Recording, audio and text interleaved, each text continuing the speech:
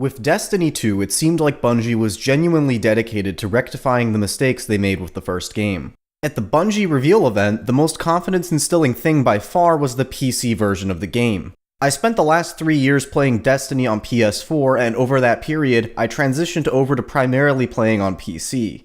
One of Destiny 1's biggest faults in my eyes was its 30 FPS frame rate, which added a layer of artificial difficulty to the game. This was a problem that a PC version of the game would fix. Since Destiny 2 was a complete reset loot-wise, the only thing I would lose from going to PC from PS4 would be the friends that I made on Destiny over the past few years, but I was alright with taking that loss. Of course, nothing can ever be that simple. At the Destiny 2 gameplay reveal, Bungie was skittish about the PC version's release date, indicating that it may very well release after the Xbox and PlayStation versions. Then Sony's E3 conference came along and complicated things even further.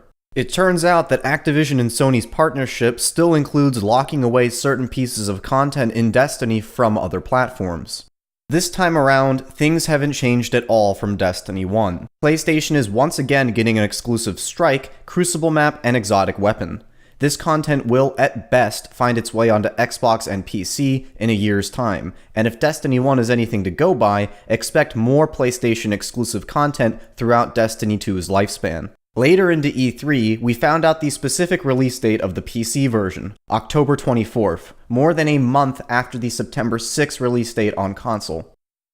These two bombshells seriously complicate things for those like myself who want to play the best version of Destiny 2. After having some time to process this information, I came to the realization that there is no best version of Destiny 2, only a worst. Xbox is clearly getting the short end of the stick here. It's locked at 30 FPS, even on the new Xbox One X, and doesn't have that Sony exclusive content, making it the worst version of the game by far.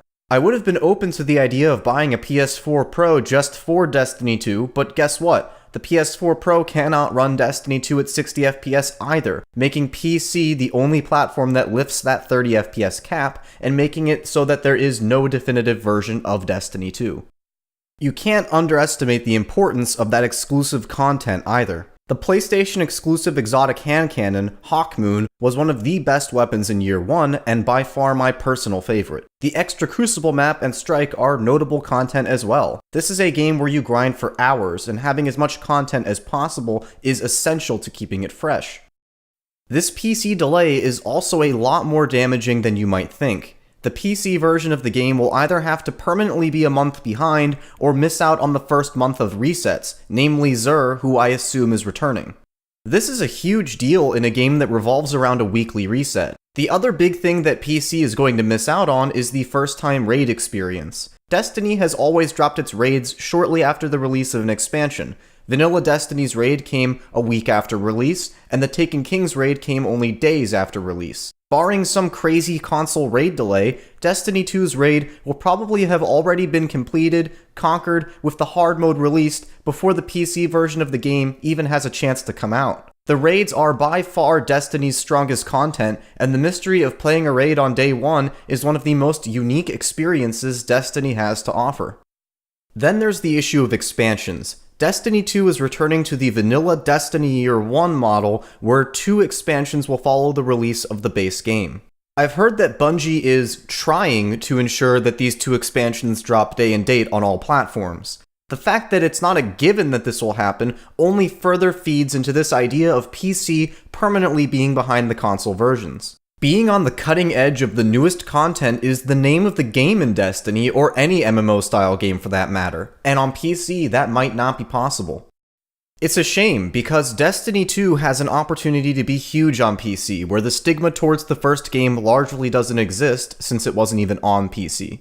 Looking at Nvidia's 4K 60 FPS gameplay, it's undeniable that gameplay-wise, the PC version is a massive step up. Furthermore, aiming with a mouse will fundamentally change Destiny's gameplay for the better.